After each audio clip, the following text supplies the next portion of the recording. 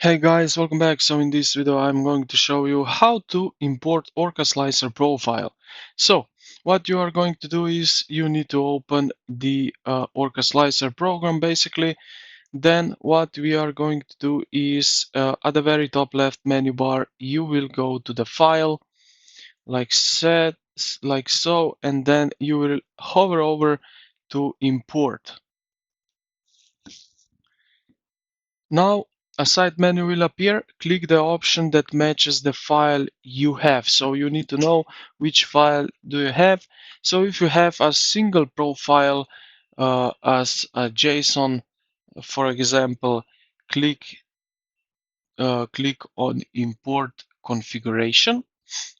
If you have a full backup bundle, click on import config bundle. So we have right here this one probably is the most uh, the common here.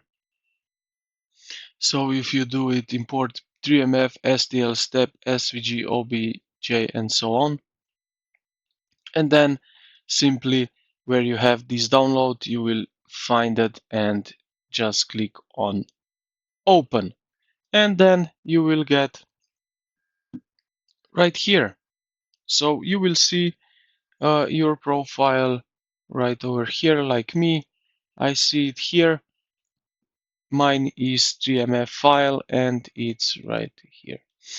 And this is basically it. You will have this profile here, everything selected as it should be.